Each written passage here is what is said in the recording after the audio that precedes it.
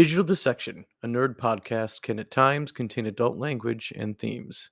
It is not intended for all audiences. Listener discretion is advised. Welcome to the Digital Dissection Podcast, where we take a closer and possibly unnecessary look at our favorite properties, creators, and topics. We are your humble hosts, Joe and Mark, two pop culture nerds dedicated to telling entertainment history before it's forgotten too soon. Join us on Facebook, Twitter, and our blog for more information on the show. We also love to hear from you. Write us at digitaldissectionpodcast@gmail.com. Now that we've got that out of the way, let's get to dissecting.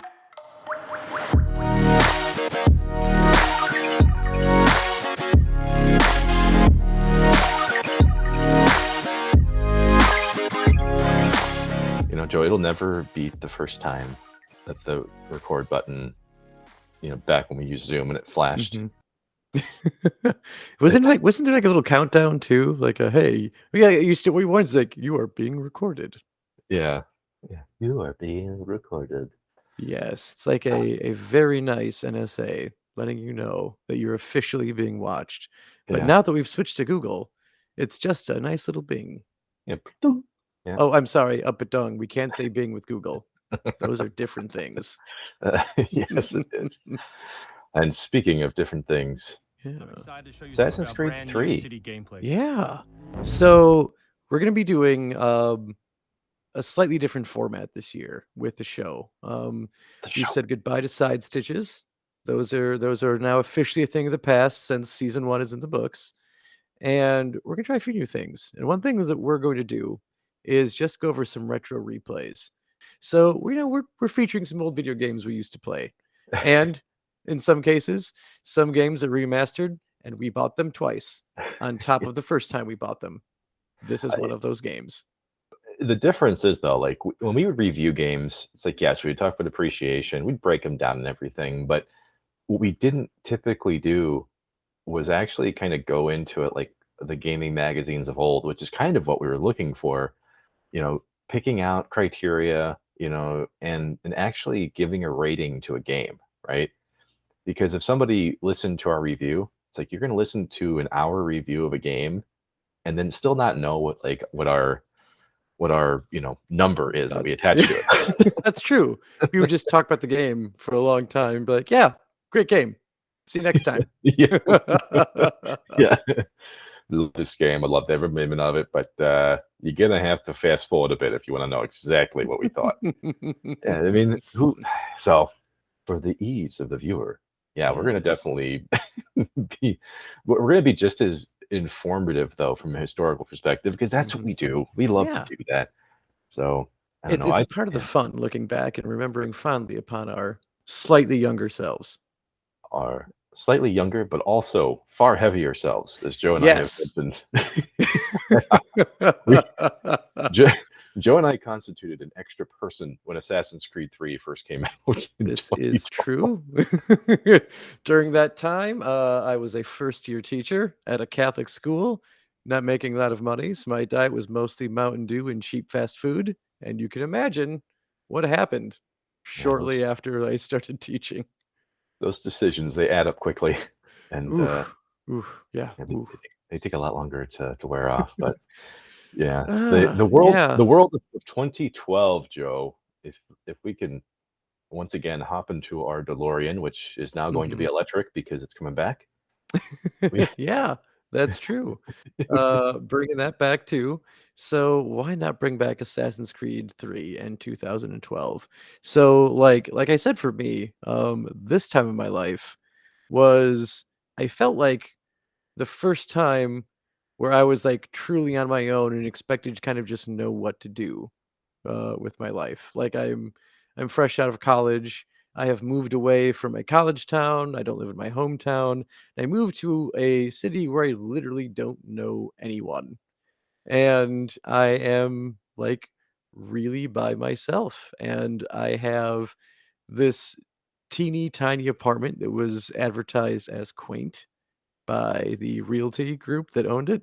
And quaint is just, I guess, folksy for old, rundown, and still kind of cute in a way. because that was my apartment.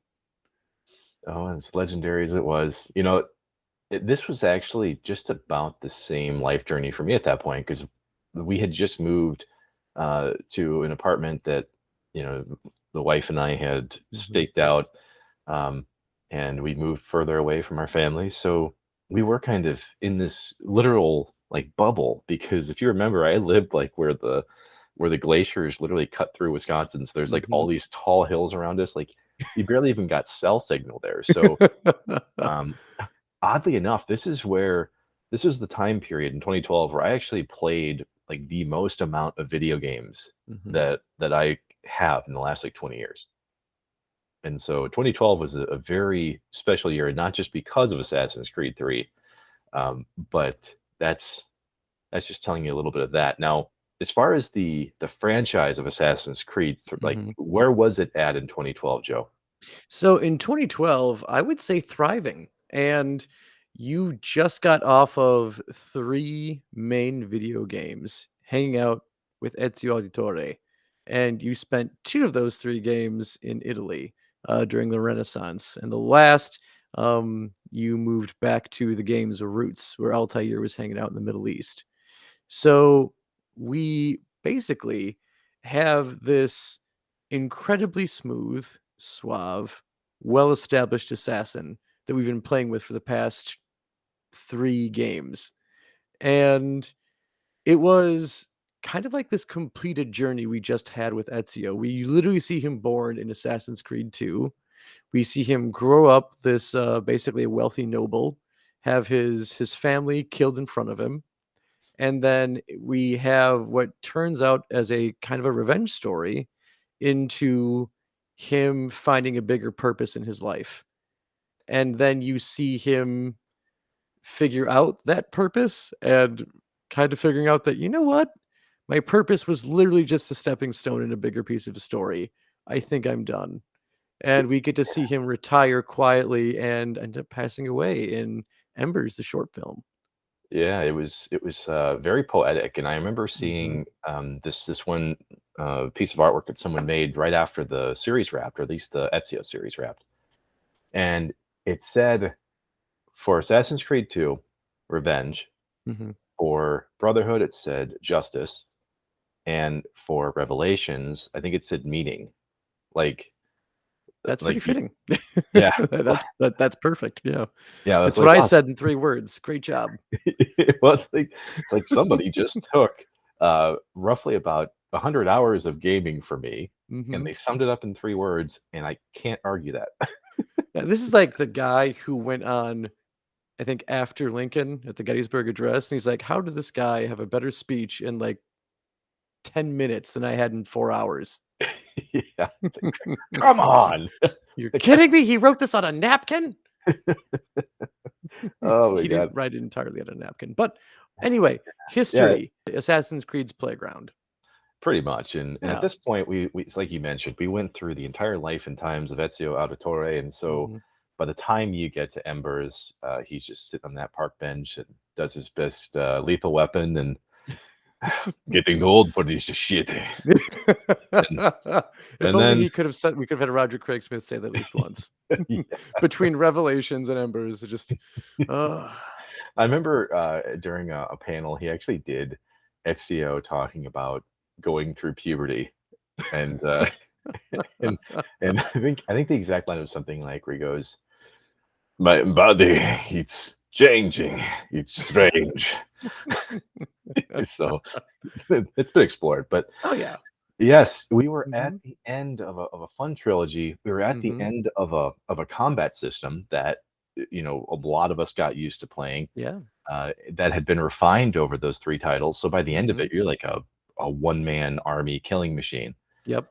Um, but it's 2012, it's the end of the world, quote, unquote. It is. This Oh, was when yeah, 'cause this was the Mayan apocalypse, right? This yeah. is yeah, we interpreted as they stopped making the calendar, therefore that must mean everything stops, right? That's how it's supposed to go? They didn't they didn't have a plan for all eternity. It's weird that a civilization that collapsed stopped making things. Yeah. And this is where we were as a society in 2012. But then again, we needed an apocalypse. It had been 12 years since Y2K. We needed a new reason for the world to end. Oh yeah. Why not go ancient instead of technological? I mean, I just kind of looked at it like, the calendar ended and the mind's just like, whoopsie, What? you I know? don't know. Yeah. Yeah. We didn't know we're supposed to keep going with this. Like, I don't know, guys. We can only like etch cats so many time on a calendar for you. Yeah. Yeah. Yeah. Is Hmm. this what it's going to end? It's like, hey, I'm going to need to get all up off my back. Okay.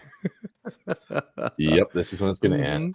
Hmm. And yeah, I mean, this is what was fun about Assassin's Creed at that point in time because people were starting to build on that narrative of, oh man, it's an annual entry every single year. Hmm. Even though there was a little bit of a gap between There's one a and good gap. two, and but whatever. And so we didn't really have that to really, I don't know, maybe sour us to the series yet, or there wasn't a majority yet that was thinking that. But regardless of whether or not that's true, it's Hmm. just the narrative wasn't there yet. Yeah. And I remember people trying to, look through history and go, man, where are they going to go next? Hmm. Like it was a hype train that I don't think is the same now. No, no, You know? and it was huge. I know this is before Origins, so Egypt was always on that hype train. Yeah. Um, there are ideas for feudal Japan. I remember being pretty big during that time. Like, is this where they're gonna go next? We're not quite sure. And then we got hit with an absolutely beautiful, beautiful concept image drawn by one of my favorites, Alex Ross, Yes. of Connor, You before we could even knew he was Connor. yeah, you practically Mhm. humped that drawing. Holy Oh crap. my god, it was gory. Remember the Game Informer and how, like, I stole it from my roommate who had a subscription and, like, borderline never gave it back to him. He eventually got it back. This is much like my time spent with, the Ocarina of Time and how I had it for several months to a year or so before he got it back, but he got it back. Um, Not this isn't like a Pokemon that you you took from a summer camp, uh, bed bunkmate. Team This Rocket is for some life. this is something you actually returned. I did give it back. I did borrow that magazine, but, like, looking at the development of this, though, because it took a hot minute to really develop Assassin's Creed 3, and they timed it out really well, where they had the Mayan apocalypse, like, idea happening, and in the same time, in the Assassin's Creed games, there's always, like, the memory storyline where you're playing as the assassin, but then there's the modern storyline with Desmond Miles, and that finally comes to a head in Assassin's Creed 3. And they've been basically planning this storyline with both Desmond's storyline and Connor's storyline for over 5 years, or for around 5 years, and they'd been developing Assassin's Creed 3 when Brotherhood was just about to finally close in development. Yeah, So I think it was actually 2. Like, at the end of 2, I remember mhm, hearing about development starting for several titles because yeah, I think they did it that way because initially, I think Brotherhood and Revelations were supposed to either be some kind of, like DLC mhm, or like a spin-off game. Like yeah, they were that's what the original vision was supposed to be. mhm, Like right after 2, 3 began development. And it was it was like 2.5 years. I think it was like the longest development cycle mhm. for a game in that series up to that point. Yeah, and the team was huge. I think it was 5 different, Ubisoft teams from almost every, like, headquarters they had across the world working on this game and getting it ready. Yeah. And one of the things that creative director Alex Hutchinson wanted right away is he's like, I want a game in the Americas." So they knew we were gonna have this shift in not only just not only in feel and tone of the game, which we'll get to in a little bit, but they wanted a completely different setting. We had spent so far the entire franchise, in Europe and in the Middle East. So we were looking for something brand new, except they weren't sure exactly what they wanted to do in the new world. So they had several ideas of different time periods to go to. And one of the ones that kind of kept lingering was the American Revolution. Yeah. But to really sell the idea, um, one of the lead concept directors, Alexandre Nevesco's, had a pitch for basically the Ubisoft directors. And the idea he got to pitch this was he literally built out like revolutionary New York with like as a model.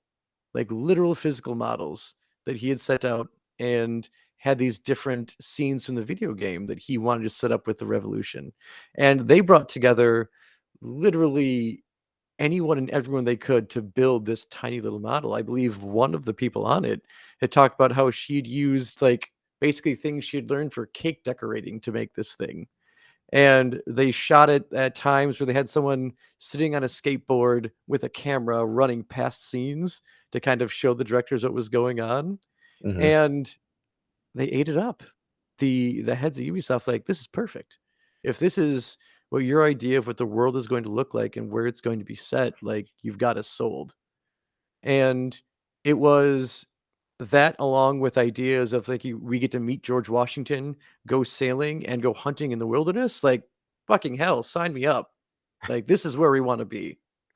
Which, to your point, seeing or hearing about the conceptualization of this, it's something that you absolutely had to nail because, like Mhm. you mentioned, we just spent a lot of time in Europe and the Europe of the South, which is the Middle East, Yep. and and and so yeah, looking at some of these early concepts and some of the drawings and some of the behind the scenes stuff, like the way that this our assassin flowed in this world, Mhm. and the way that this world was kind of built up for us to explore, it had to be seamless because we were no longer going to be getting these 50-story buildings, you No. know. So this setting had to be, well, I say had to be, but like, they had a task to make Yeah. this world look and feel as much of an Assassin's Creed experience as the last, four entries that you just played. Mhm. So I really appreciate what they had to do here conceptually. Oh, yeah, and the world they made, despite it's in a stark contrast to Renaissance, Italy, colonial America is dirty. It is a little run down, a little, off the beaten trail, and is kinda grungier, definitely grungier. I mean, like, one thing that they talked about how, like, I remember playing this game, and, like, you just see pigs wandering through the streets of Boston. Because apparently what I learned from actually playing this video game is something that, like, owners would used to do is, like, they would do the whole notch in the ear thing with the pig, just to fucking roam around, like, eating garbage and trash and people's food, and Yeah. then, like, "Okay, it's been some time since the pig's been out there. Let's go find it and slaughter it because it should be big enough now." And Yeah. so, like, that was something they incorporated into the game, is, like, you just have pigs wandering through all the major cities, along with, dogs, cats, and just other, like, stray, like, livestock. Yeah. Oh, hey, before we were saying close enough, guess what? The colonialists were doing the same thing. It's like a farm. There are people here, there are animals, close enough. Yeah, and I've got wooden teeth, whatever. Yeah. I'll I'll chew the fat with these fresh pine teeth of mine. Yum. Yeah. So, the lead artist on this game, Chin No, actually described his vision for, like, basically, especially, New York, as sunsets, on silhouettes, because you'd have, like, the beautiful, like, Dutch, well-civilized, like, kind of, I guess you could consider upscale colonial New York at the time, and Yeah. then you'd have the outside, which, like, got burned, burned Yeah. down heavily, and so when you play the game, there is that very sharp contrast going from kind of like this centered, like, nice Dutch area of New York City into the outskirts where suddenly it's like, "Oh, if there's an equivalent for colonial, I've entered the wrong side of the tracks. This is exactly where I am right now." Oh, yeah. Yeah. And that was one of the biggest things that I noticed about this game because, as you know, Joe, I did struggle a little bit with this title in the Mhm, very beginning. And this was something that I didn't appreciate nearly as much until I started to explore the side quests and collectibles and mhm. uh, and doing like the research of the what was it like there's like these supernatural events you have to explore and all kinds of Oh stuff like that. god, those are hilarious, like, I think the frontier missions. Yeah, the frontier missions. Yeah, Yeah, they're yeah, mhm, like this is stuff that I didn't get to appreciate nearly as much until I did that.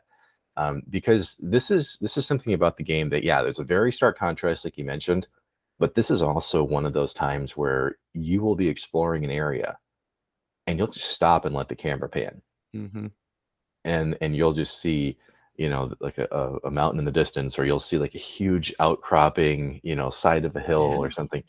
And this is where you really get to marvel at the game. Mhm. Yeah, the frontier is absolutely gorgeous, and to me, it's the highlight of the game. Like, obviously, like, a lot of, like, the major story parts of this game do take place in, Boston, New York City, and it's not Philadelphia. You're not in Philadelphia in this game. Why did I lose that? Boston, New York, you're in Lexington, you're in Concord, uh, Yeah, but the frontier is gorgeous, and initially, it actually started out as kind of like an afterthought, like, it's like, "We'll you know, we'll do some stuff in the woods," and it was this tiny minor forest level, but by the time they were done with it, um, again, Chin No had talked about how he actually dreaded making the frontier because it was ended up being game size, 1.5 times the size of Rome from Brotherhood. yeah, So it was yeah. huge, and he's like, "Well, it's huge. It's so open. The fuck are we gonna put in it? It's just trees and rocks. Visually stunning, but what am I gonna do with all of that?"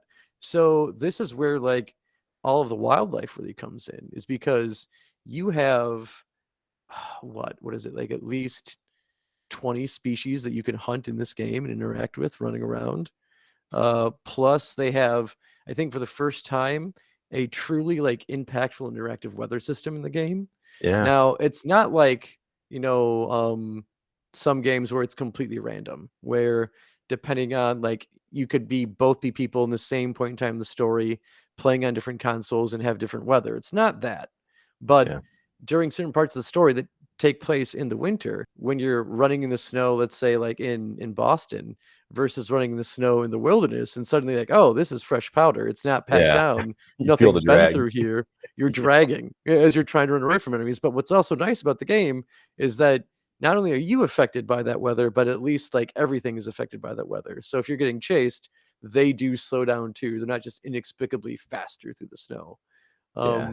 So that was something that was completely new to the franchise, which this system got a massive overhaul. So not just in location, but actual programming itself.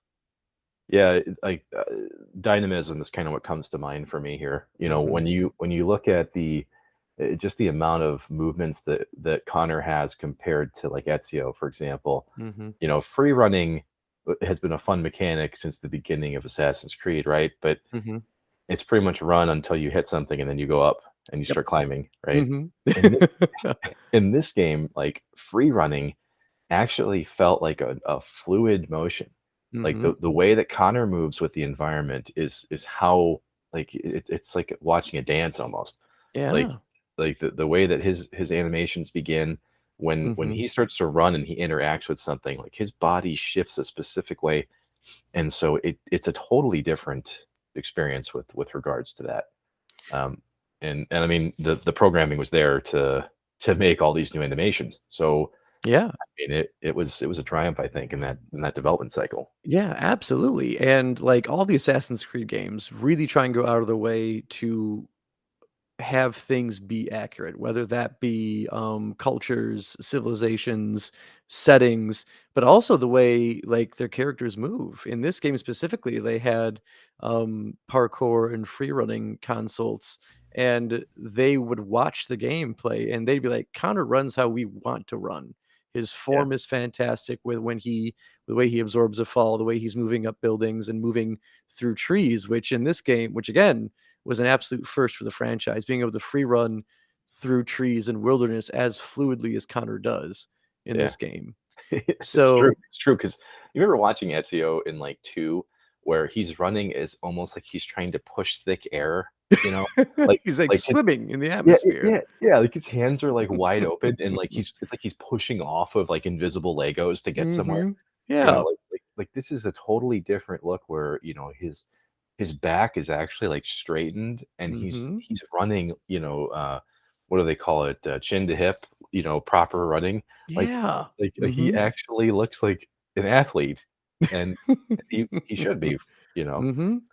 Yeah, Yeah, for given the character and his background and what he is, it makes total sense. And going into more of those overhauls, one that I absolutely loved going into it, and I know you weren't a fan of it initially, especially because we'd gotten so used to a polished combat system for 3 games, and that is how Connor fought in this game, because that completely changed. Oh, When it they went was into this game, they wanted the idea of, "We actually want you to be on the offensive," as of like, Ezio was very reactive and defensive through his 3 games.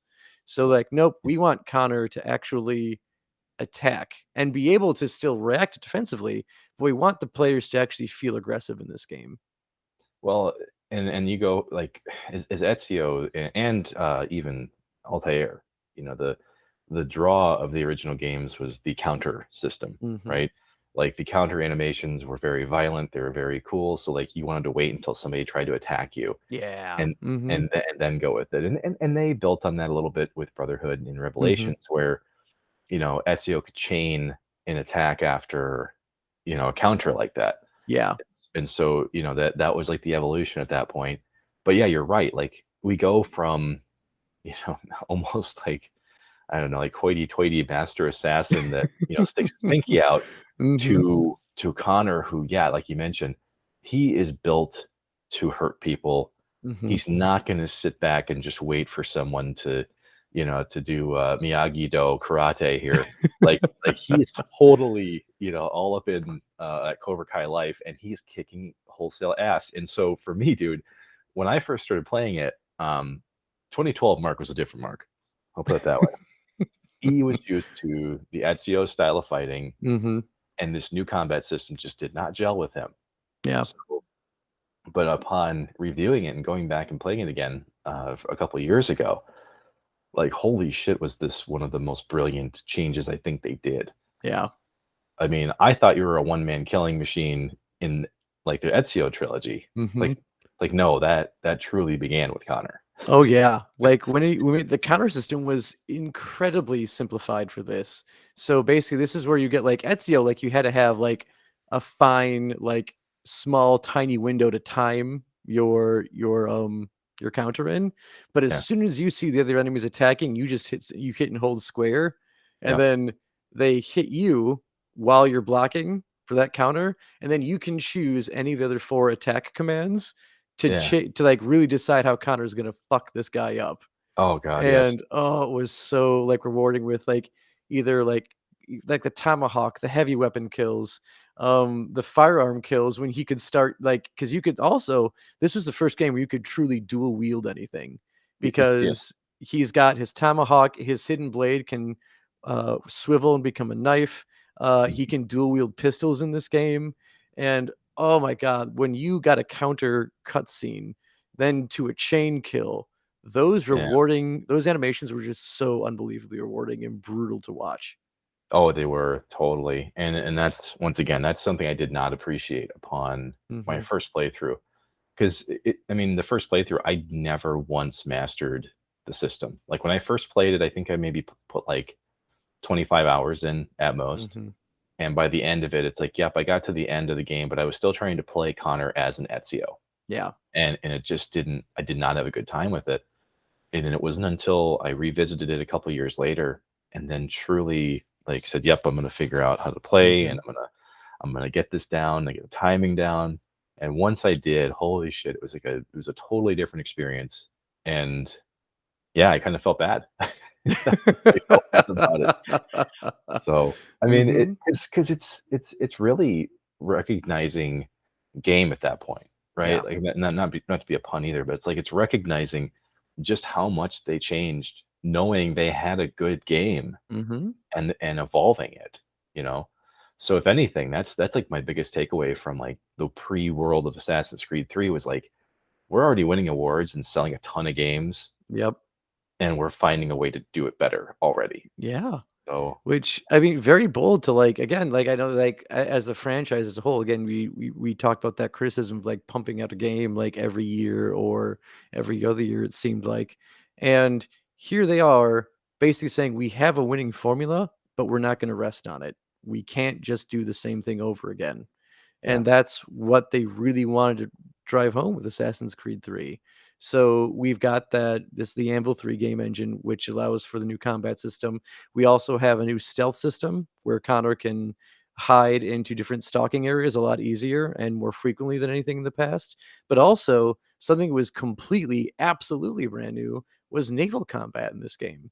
Mm, That was something that hadn't been even remotely done before in the other 4 mainline Assassin's Creed games, and admittedly, when I first played this game, this was the only thing I didn't fully care for, because it felt clunky and unrefined, but mhm, when moving on to, like, entries like, Black Flag and, Rogue, this is where, like, they took that Assassin's Creed 3 mechanic with the naval play and polished it and perfected it, and I absolutely loved the naval stuff in Black Flag. So, I this know was it's a something where, like, it felt like growing pains looking back on it, but it was totally worth it. yeah, I mean, and I hate to use the trope of, like, it's an extension of, but, like, Mhm. in 4, when you're in the jackdaw, like, it does feel like an extension of your player, right? Oh, it Like, totally your does. character. I mean, Mhm. it's that much fun, and yeah, in this, it was used as a side mission Mhm. platform, Yeah. right? And, I obviously, for me, the naval stuff, while it was an admirable attempt at a Mhm. game that was already full So of much. brand new Yeah. things, Mhm. yeah, looking back at that, it's like, okay, yeah, this is the first iteration, not gonna be as hard in a retro sense, Mhm. but what I will be hard on with it, Joe, is one very specific naval mission that I still cannot stand that's tied directly into full synchronization, which is when you have to destroy the munition stores in the boat that you're fighting, Mhm. and you have to hit the boat a very specific way in order to Yep. expose it, Mhm. and then somehow hit it the right way before you sink the ship. Oh my god. Yep. For fans of this series, especially Assassin's Creed 3, if you've ever played this and wanted to get full synchronization, you had to have been pulling your hair out for that Mhm. part. I mean, seriously, that was the hardest thing to do in that game. Yeah, yeah, I remember not enjoying it as much. However, I will say that that wasn't the thing that definitely got me the most in this game. We'll get to that later, because what got me was also a side mission. But speaking on side missions in naval combat, believe it or not, like naval combat was not originally intended to be a side thing. It was meant to be like an actual integral part of the game, because when they settled on the revolution, they realized like just how important naval combat was in the war. Yeah, And when especially when you had them going up against the Royal Navy, which I think had at that time was like between 112 to 130 ships total, yeah, and the colonies had 0 ships. yeah, So they succeeded off of privateering, yeah, and they basically took the war with piracy and gained ships, because if you could successfully take a British ship or really any ship and get it intact and get it back to the colonies who were trying to at the same time also build a brand new fleet, like you got, I think, a good chunk of the actual, for lack of better terms, the booty involved in it. yeah, yeah, Any treasure that was on there, any gold, tax money, weaponry, you got a cut of all of that from the colonies. So it was a huge incentive for pirates to go out and capture ships and bring them in there. And it was like key battles like the Battle of Chesapeake Bay, which you do get to play in this game, that mhm, helped like the colonies win the war. yeah, yeah, and it's true. I think of like the French blockades near the end of the war too, kind of cutting off key travel routes for the British. I mean that all that kind of stuff was on full display here. Mhm. Um, so it's interesting to know that it started off one way and went a different direction because I mean, in a game that was that fully loaded with so many different aspects of this time period to explore, Mhm. I'm kind of happy they didn't fully, dive into like the seafaring aspect of it. Yeah. I think the strength of this game was much more like we've talked about, kind of playing out in the wilderness, Mhm. and getting to see, some of this colonial history up close. Yeah. I really think that was the my key takeaway of it in the beginning. Mhm. But let's shift from environment for a moment though, Yeah. and talk about the brand new Assassin for this That's game. true, because this is where we get into, again, not only do they want that very distinct difference in setting from the previous games, but we basically they're like, we can't have the same characters over and over again with different looks to them or different skins to them. We have to have different protagonists, different supporting characters doing different things. Otherwise, you're just gonna feel like you're doing the same thing. Like they had mentioned, um, like when Ben Franklin shows up in the game, like you're thinking, "Oh, here we go. Here's another Leonardo da Vinci. This is gonna be your gadget dude." And then you find out he's just kind of a perverted old man, and you never really hear from him again. Oh yeah, yeah. Oh man, that was like nail on the head territory. I think Oh, yeah. it's Um, just a horn dog out in the yeah, hunt. it's like, "Oh, no. Franklin, you dirty, dirty old man." But now getting to the actual main character, we have someone who is half Mohawk and half British, Which and we have Rado Hangeden. this is based off of the times that I've heard it. I thought it was Mhm. pronounced Rotonhaketon. And it's odd because, believe it or not, every character in the game pronounces it differently. Well, and that's Mhm. kind of what I focused on was like trying to hear because they made sure that the native language was spoken Yes. the Mhm. way that it should have been. So like when I was listening to it when he was like a younger, younger Connor, I, that's what I committed to memory was the Mhm. Return. See, I can't even do it twice. Return Haktetan. It's like it's hard to get it's pronounced by with Mhm. hitting each syllable. Like it's a obviously it's not my native tongue, but it's like Yep.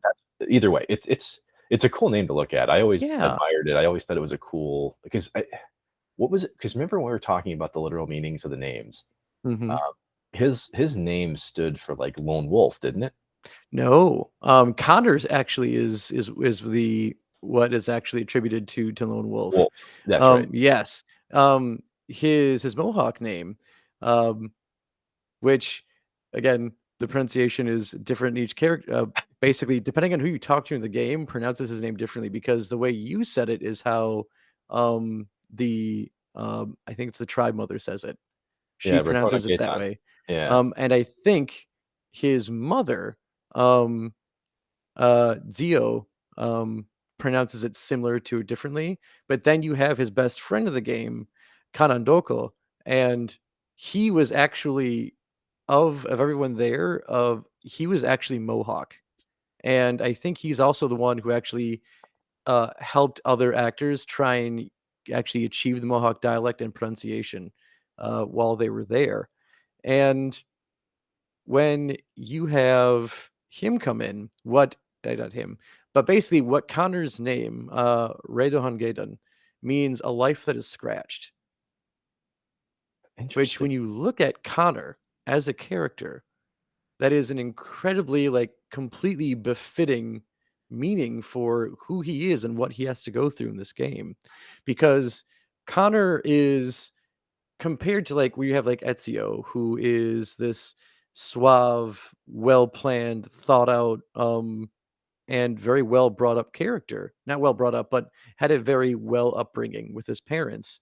You have Connor, who is, again, half Mohawk and half British, and because of that, doesn't really completely fit in well in either world that he's born into and lives in. Yeah, very And true. Very true. he's very direct as a character. And this is what I usually as a heads up, you may be thinking that I'm like Connor is I'm like I'm a fanboy. He's my favorite assassin. But a lot of people will criticize him in that like he doesn't think things through or that he's not a smart individual. But I would argue completely different. Connor is a bit impulsive, but he's just has such a very I don't wanna say heightened sense, but such a direct sense of justice, and his personality is raw, and it is direct. So when he has something in his mind that he is right on, he is going to follow it through no matter what. Now, something to kind of play off of that. Now, this is for those that want to fact check me, because I remember we talked about the names and their meanings way back in Assassin's Creed: A Universe Born. For those that remember early season one of this Mhm. program, uh, from my notes, I'm pretty sure that his Mohawk name um, stood for like he has begun to live. Ah, okay. So in the sense that you've mentioned, maybe Mhm. that could relate to it in a sense because he is just figuring out how to Yeah. interact in this world, right? And Mhm. from the two different worlds that he has been a part of historically. So to me, it makes sense that his decision making might feel more absolute to us Mhm. because these are the first times that he's done them, right? Or Yeah. these are experiences that he's never had a point of Mhm. reference for. And and so justice may seem black and white to him, right?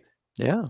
And so maybe that could weave in and out of this if you want to go for deeper meaning, you know. But Well, no, yeah, let me yeah, yeah, I mean, that's what I love, with this because Connor gives us a legitimately unique perspective in the Assassin's Creed world, because of how the story actually starts in this game versus us transitioning to Connor.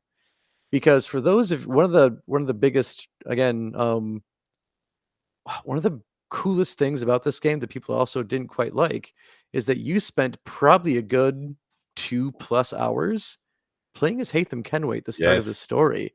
As Haytham Kenway, the Yes. the noticeably dusty yet dangerous adversary. Didn't you get that though? Like Yeah. I remember his the way that his voice carries. It just reminded me of like just posh and like it's like here it's almost like Obi-Wan talking about rifle fighting. It's like it's just so undignified. Uh, but you know what? I was in that camp the first time I played it. Yeah. I'm like, Mhm. who is this man on my screen Mhm. that's doing this thing that is he's clearly not Connor. Like, who is No. this man? No, this is not the guy I saw on the cover of Game Informer. What the Yeah. fuck is going on here? And at the same time, it was fun. Like being Haytham Kenway and arriving in the colonies, and then suddenly you are rallying the troops to the cause because you're trying like first off, like the opening scene where he like assassinates someone in a balcony in the theater. Yeah. Awesome. Phenomenal. And then you can feel like there's a greater purpose that needs to be done in the colonies. So he goes and gathers, he rallies people. He gets Charles Lee, Ben Church, William Thomas, Jonathan Pitcairn, and Thomas Hickney, all actual historical figures, by the way. Oh yeah, good old Um, H-man. Yep. oh man, That's how he should be recognized in the he in the should be. history book. Yeah. Hey, look, man, you gotta Who's get H. Church, Ken? you gotta get Thomas, you gotta get Pitcairn, and don't forget about H-man. You gotta get H-man. Proto Boston accents, right? Mhm. Oh my god, like the Boston beginning is what the Boston begins is what we have here. And you see all these people, and when you're acting with this Haytham, like they're respectable, they are pillars of their community, or likable ruffians. In the case of like Thomas Hickney. Yeah, And you're like, okay, this is the start of the game, this is the start of the creed, and then suddenly, after you have really, really good things happen where you've got Haytham saving Zio and her a part of her Mohawk tribe. And you can see like this is the start of the relationship between the two characters. And also the leads to the only historically accurate assassination of this entire game. Because when it comes to historical characters during the American Revolution, no major general died. No yeah. major political figure died. None of them died, which made the creators pull their hair a little bit because like, who are we gonna kill? A lot No of one plot dies. armor. A lot of plot armor in So the much plot armor. Revolution. Yeah. Yeah. Actual real life plot armor. This was you gotta remember, this is not like the Civil Mhm. War where like everybody just, pulled up their bootstraps here and No. went a fighting. It's like, no, this is still back in an age where it's like, hey, look, I'm the chess piece that's gonna sit back here for a little while. I'm gonna Mhm. watch you guys just duke it out. Yes. Okay, you're gonna figure Absolutely. shit out. Now, something that I want to get into really quick here, Joe, is that Mhm. this is a major turning point for the Assassin's Creed series because Mhm. we end up shifting from the the absolutism of assassins versus Templar, right? Mhm. This thousands upon thousands of years struggle that felt, pretty, pretty clear as to like what the narrative was, right? Yeah. Like assassins good, Templar bad, Mhm.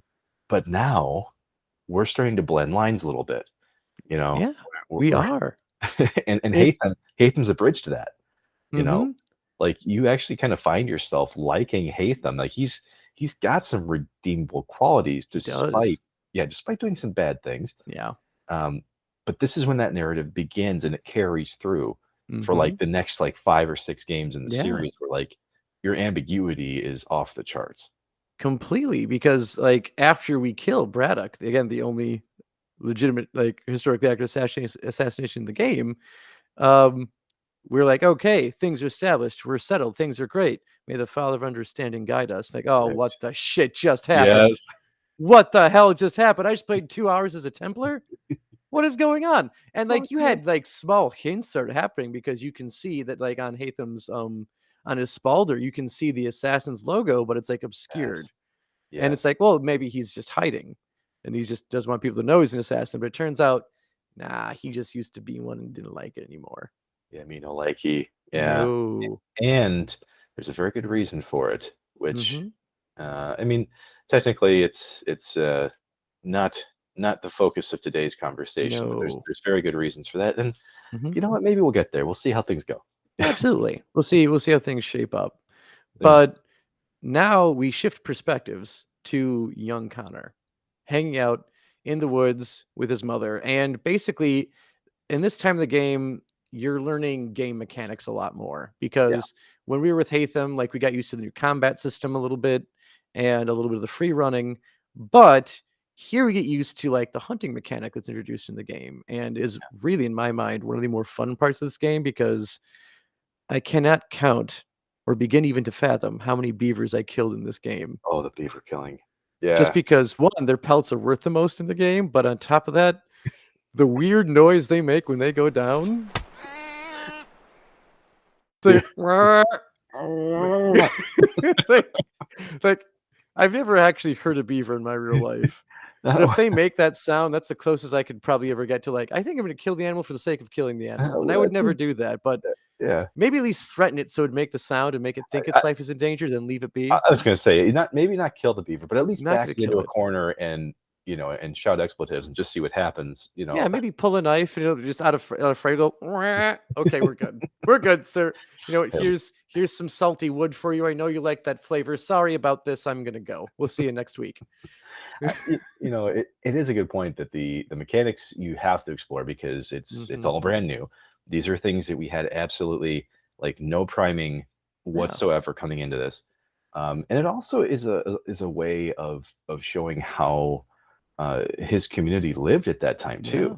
I Mhm. mean, you're literally doing like trapping exercises. You're setting out bait. You're setting up Mhm. hoops to trap things.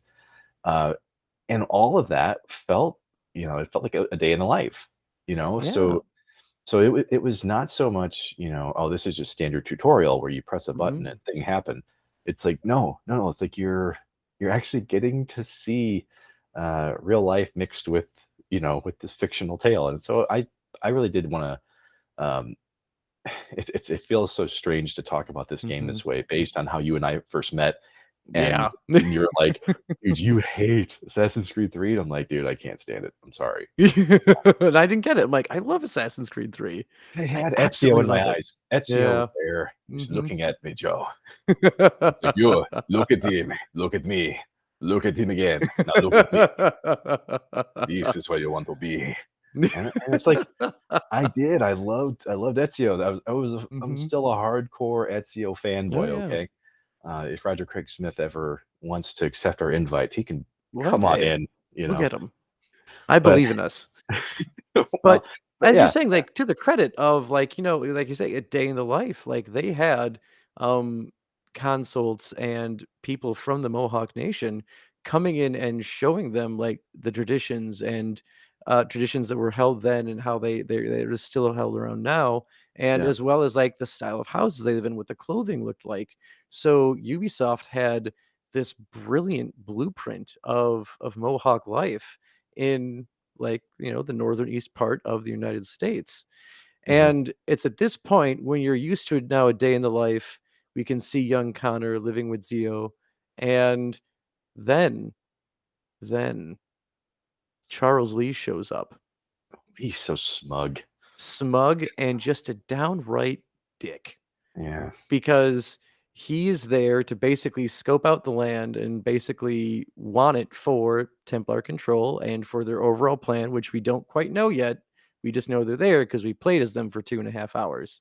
Hmm. And this is the point where, again, you get this completely unique perspective in a Assassin's Creed game where you are seeing the same characters, but you're seeing them how Connor, a member of a different culture, a Yeah. different background, and a different life, sees the same people that we got used to seeing and playing with when we were on their side.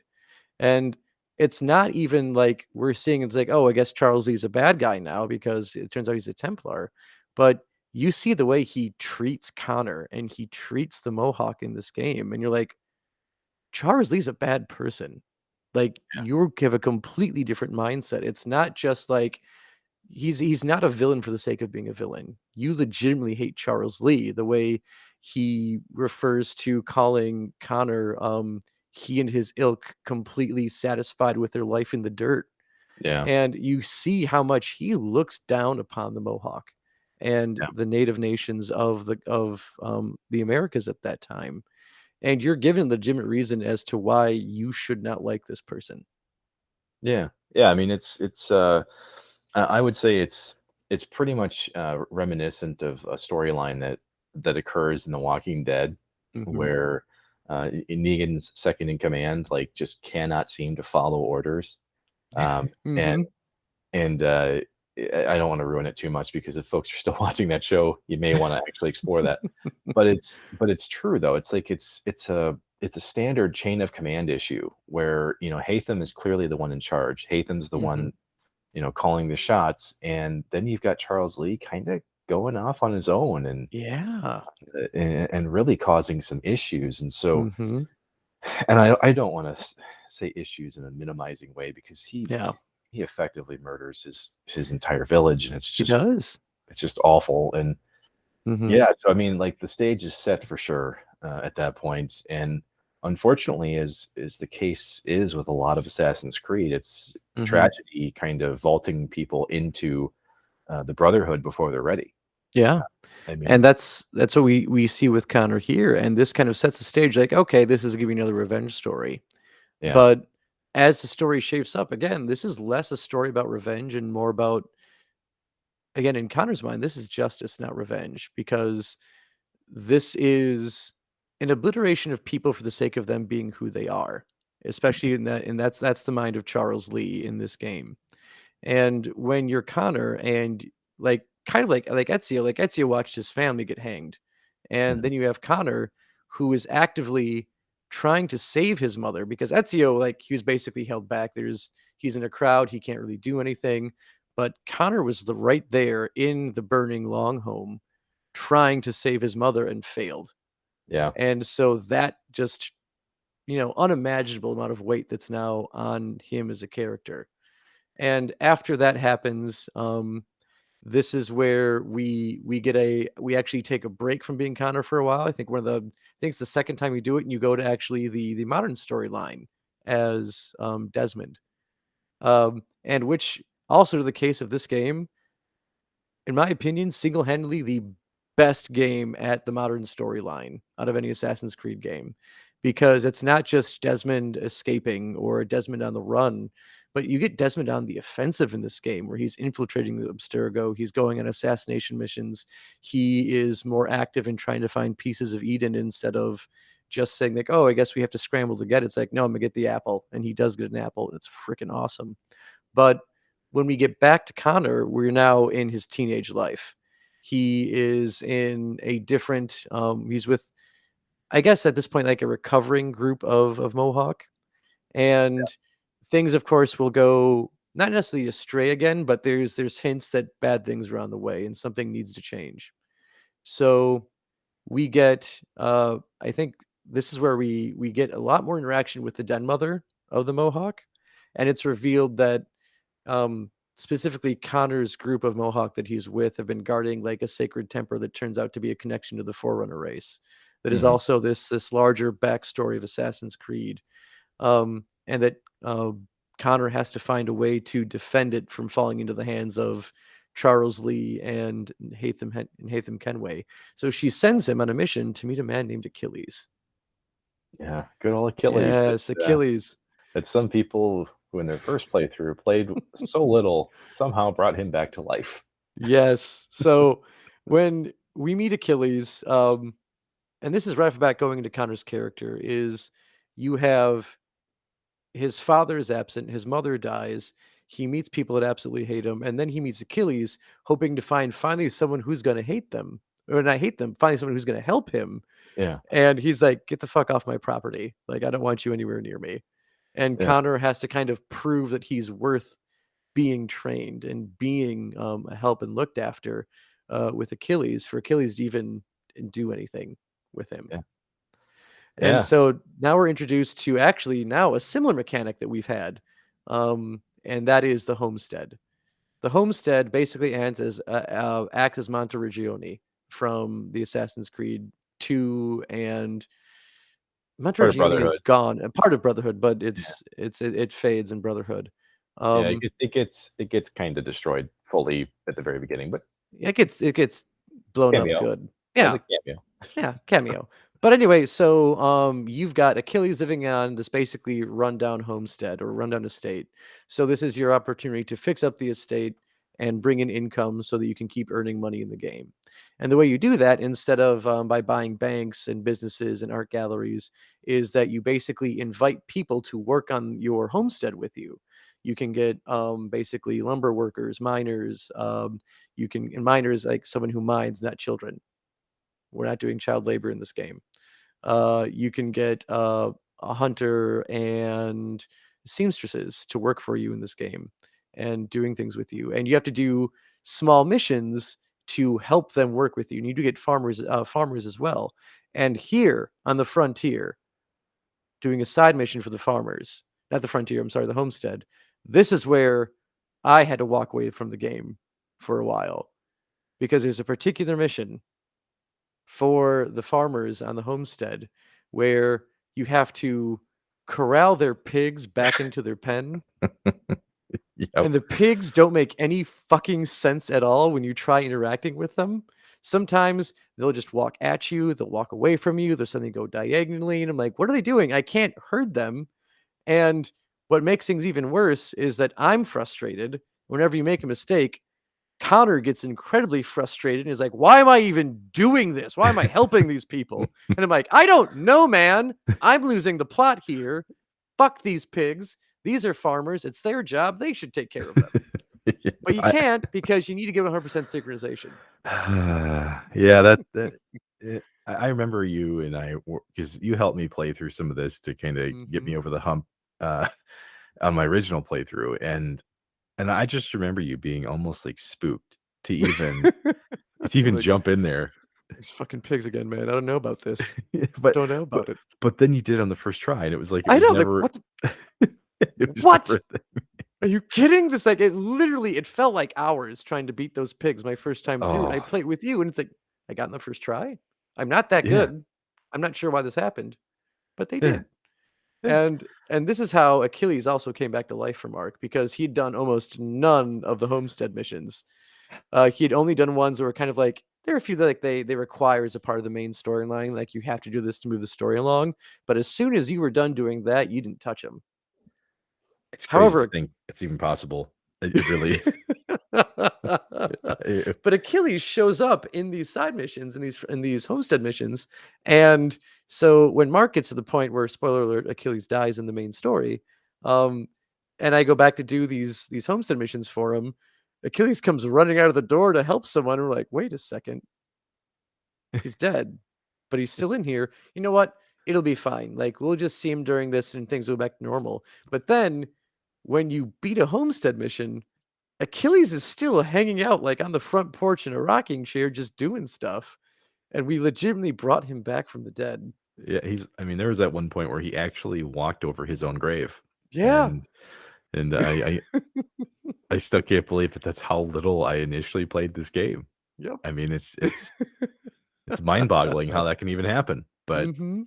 but yeah, so we've talked about how, Connor, you get to see how his tribe lives and his people live. Mhm. Um, this is also a chance to see how colonial, America lived at Yeah. the same time. So You get to see how each individual aspect of the homestead behaves, whether it's Mhm. hunting or folks making their own clothes, the farming aspect, all of that stuff. I mean, it's its own ecosystem that you get a chance to Mhm. tailor for yourself. And um, so I mean, you can definitely tell the research was well spent. Yep.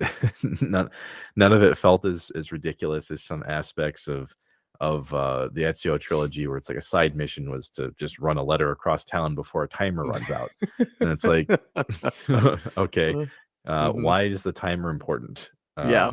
You know, Does it like, matter that I get the letter to them in 5 minutes exactly? Like, I have to traverse Rome. Like, yeah, come on. yeah. I was gonna say, is this woman who's waiting for a letter from her lover going to die if I don't make it in 5 minutes? I mean, it's Yeah, the Renaissance. There are diseases. It could have happened. it's true. Yeah. She could have died of syphilis within that 5 minutes, but yeah, once again, this is another Mhm. strength of Assassin's Creed 3, where it's like, if you're observing these people, because that's one of the synchronization and um, one of the data entry points that you need to get like the achievements is to complete the encyclopedia of modern man, and it was to actually physically observe what these people are doing, Mhm. which can be equally interesting and frustrating.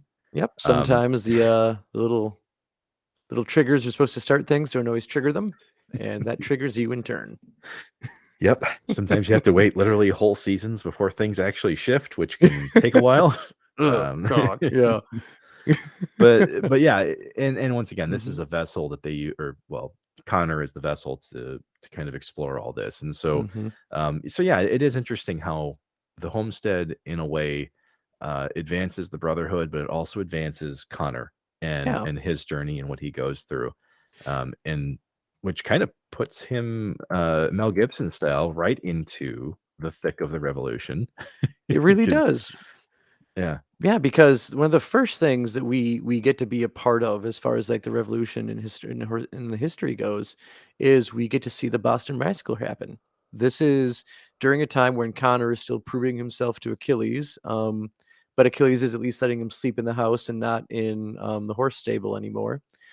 But they go to Boston, and they're watching the tensions begin to rise in the square, and then a gunshot goes off, and someone goes down, and we're on the rooftops watching the whole thing, and lo and behold, from an adjacent rooftop across the square, we see Charles fucking Lee Mm, with a pistol, just gunning people down. And then, of course, from there, like, who must have shot? It was probably the British, and the massacre ensues.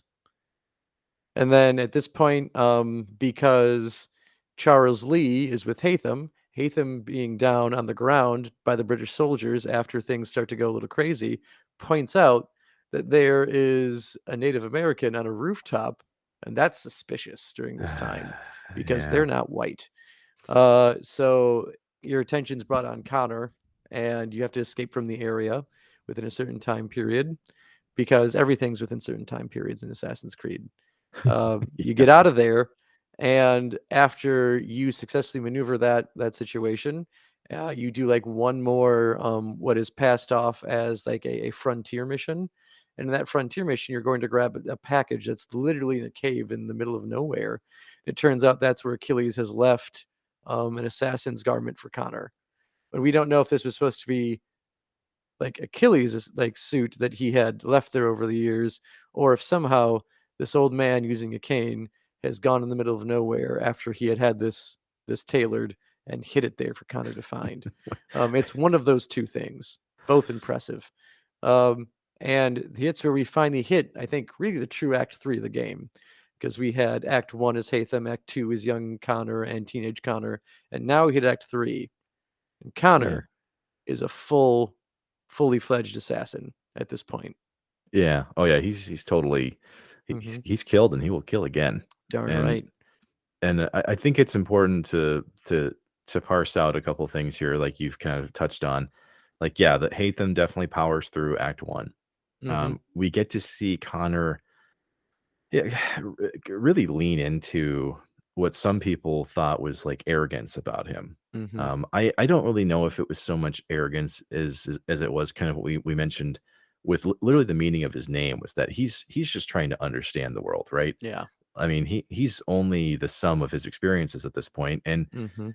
and it's not until he becomes an adult, as many of us do here, where he begins to think, more critically about the world around him and what his place is in it. As we've talked about before, he is someone who has one foot in a different world, right? Like, Mhm. or each foot's in a different world. So, um, I think that's really the strength of this quote unquote third act of the game because Yeah. you really truly get to see what that looks like. At times it's struggle, at times it's prejudice. Mhm. At times it's literally just him being pissed off at Achilles for being Achilles, and Yep. I think folks will understand that if they play the game. But Yeah, if you get to deal with a stubborn old man, you are not gonna like, you're gonna butt heads. It's just gonna happen, and Achilles is a stubborn old man. yeah, oh Um, yeah, and one thing that also, like, I learned, of all the things, like, you learn from this game, I learned that I've been using the phrase "bury the hatchet" wrong literally my entire life. 'Cause at a point that gets used in this game, and it turns out, like, you bury the hatchet into a pole at the start of a conflict, and you remove it when it's done. You don't bury it afterwards, you don't bury the hatchet to say it's all done. Like, no, you bury a hatchet to say shit's going down now. Like, I've been told bury the hatchets basically when it's time to, like, make a peaceful resolution my whole life, and I've been wrong. Thank you, Assassin's Creed, for teaching me. well, I mean, Joe, it's not like people could just, I mean, we'd have a hatchet shortage, Joe. I mean, it's just Hatchets everywhere. Never getting pulled out, just stuck in the poles everywhere. hey, you're mowing your lawn and all of a sudden, boom, you get a hatchet in your blade. It's like Right there. Like, shit. it's like Oh what my god. it's like, did I But have, is this an assassin's training ground or is this just my luck today? I just don't yep. know. Here we go. Hatchets flying everywhere. Must be a sale on these things. Everyone's mad, and I guess it's kind of a relief that that's not how we mark the start of conflict anymore. I mean, I would hate to wake up in the morning on my front porch and then there's just some dude out there with a hatchet, just crams it into my deck and then walks off. I'm like, fuck. I was scared now. I was scared when I saw the man with a hatchet. Less scared, but still scared, knowing that he's still mad at me. Um, but touching in again about how Connor literally is all up in the American Revolution in this game. Oh, Like, it's you it's get to uh see him in everything. it's almost obnoxious Mhm. how many events that he's in, and that's why I said it's almost like the Mel Gibson Tells History series here, where he just plops himself into every major engagement. Mhm. Some of this is fun to kind of watch unfold. You've Mhm. mentioned, the Boston Massacre, the Boston Tea Party is another obviously major event that occurs Yep. here. The one that always is the one that I take issue with is Two Guys, One Horse, Paul The Revere's Midnight Ride. Ride of Paul Revere. Yep. Two guys on one horse are not riding that quickly. It's No, just that's even me, like, as much as I loved the game, the first time I played through, I'm like, there has to be another horse there's somewhere. got There's there's gotta got be. You can call them willy-nilly, like, they're walking around randomly in the streets. You're telling me we didn't have time to just, "Hey, here's your horse. I'll just run quick and get my own." We couldn't do that? There was no time for that? They're everywhere. it was And the eventually, Ford you can just Focus. whistle the horses. The horse was the Ford Focus of the American Revolution. It's like Yeah. you saw it everywhere. It's like Mhm. that was the only time where I was playing this game where I was this is the first time, this is the second time. Mhm. I'm just on this horse with Paul Revere, and I'm like going, there had to be a better way to do this. Oh, completely better way. Yeah. Yeah, And, because but even other games in the series up to this point had it where there were two different people on horses and you had to stay close. yep. So it's not like it couldn't have been done. It's just No. this was just the choice they made.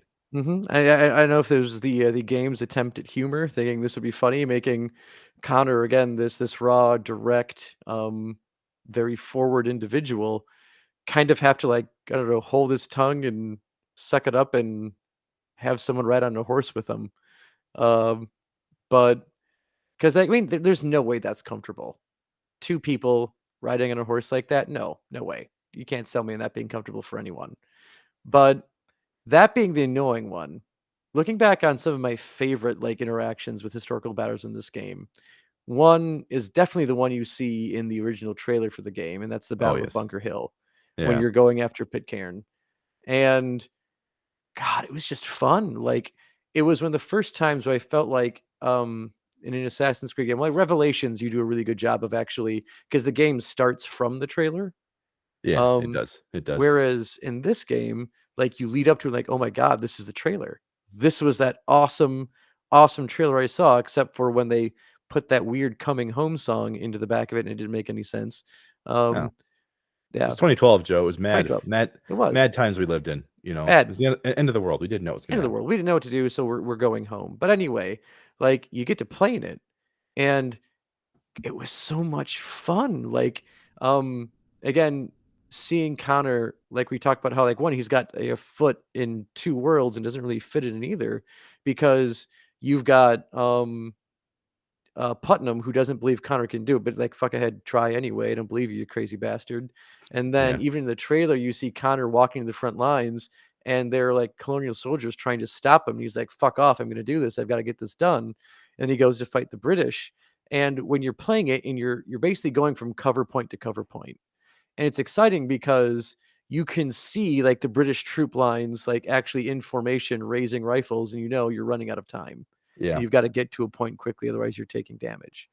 So having you go from spot to spot, place to place, and you've got the mini map of the battlefield trying to like find the best way to safely get across things was just so much fun and so exciting to pull off. And then when you finally get to Pitcairn and you get to take him out, like, one of the best payoffs in the game is you get to live the trailer.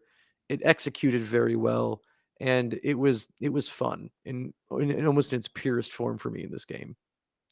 well, and that's a good point that you bring up because the trailers for Assassin's Creed games are always stylized, and they would only get more grand over Mhm. time, almost to the point where sometimes you almost forget that you're watching a CGI created, Yeah. experience. And so, yeah, when it came to this game, like in the Ezio series, like you mentioned, in Revelations, we only get the one time where a cinematic that's used for the ad for the game Mhm. weaves into the story. The rest of it's just like, yep, these are some random events that happen that never Yeah. actually, have any meaning. Mhm. So yeah, for this, I mean, I think this is kind of the culmination of what a lot of people were hoping for when it was announced that there was going to be a revolutionary era game, American Revolution, that is. And this does end up being kind of the hype. Mhm. This is the hype moment for the game. You're out there, you're killing redcoats, and that's what a lot of people wanted to do. Oh, yeah.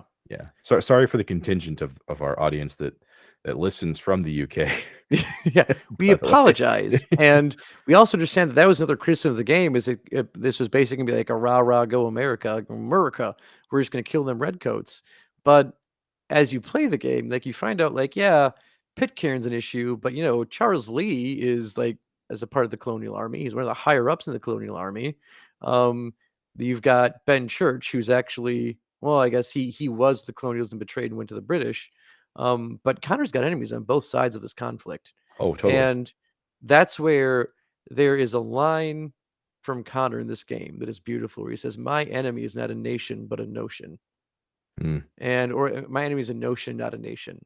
Because in his mind, anyone who is actively trying to put down humans for almost any reason, whether it be the Templars for saying that humans just thrive in control and we shall be their controllers, or people, acting from a place of racism and slaughtering, the Mohawk at wholesale, is yeah. that's Connor's enemy. Anyone who seeks to do that is his enemy, whether it be the crown or the colonials. That's what he's trying to do. So, and again, that plays into like this isn't just a revenge story. This isn't just a Go America, the revolution story. This is No. Connor truly fighting for justice and what he believes and what the assassins believe should be. And that is true freedom and hopefully peace through that. Well, this is something that I don't have committed to memory, so I will read this excerpt directly from Connor because I think this was one of the times when like I was replaying it that this really kind of turned Mhm. my opinion from someone that wanted to judge this game to someone who really bought into the narrative and really felt its message. And I'll read this to you. So this is where Connor kind of mentions his full circle like opinion of what's going on, Mhm. and where he fits within the assassin world. But he says, the assassins may struggle another 1,000 years in vain, but we will not stop. I realize now that it'll take time, that the road ahead is long and shrouded in darkness. It is a road that will not always take me where I wish to go, and I doubt I will live to see its end, but I will travel down it nonetheless. Like, when I heard that, Mhm. and it also weaves into some other things he says throughout the end game, but it's like, for him, it's not about life or death, it's about standing for what's right, and, I mean, who can't relate to that? You know? Yeah. I mean, it's a message as strong as any that you will Mhm. see throughout this entire series, and so, yeah, definitely Yeah, worth and appreciating. I know that's a part of, Connor's basically his final monologue in the original game, and I think it was removed from the remaster for some reason, and for the life of me, I can't figure out why. Data? Because Just space? probably, maybe they just lost it on accident. Like, "Oh, that whole thing's gone? It's too late now, the game's out there, we're not patching it." Yeah. Like, it's definitely done.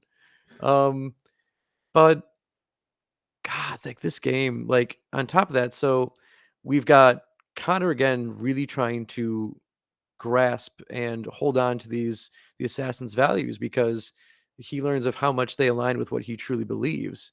And then we reunite with Hatham for not once but twice. The first time we meet Hatham is very early on with Connor becoming assassin, and Hatham almost kills him, but Yeah. decides to spare him.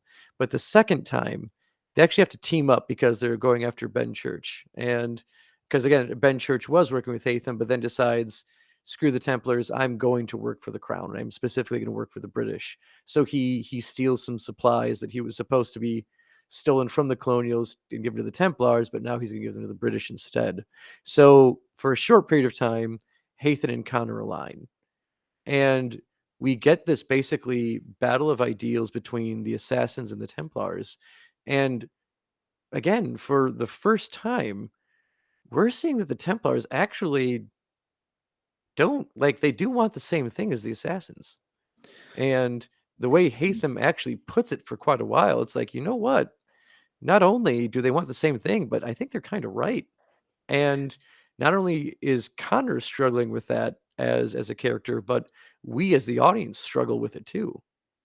And I mean, it's true. I remember looking at this almost as how a lot of children have squabbles with their parents about Mhm. not not just about a world order, but just about getting to go to a party on Saturday night. Like Mhm. like there are some aspects of that relationship that you kind of feel that with.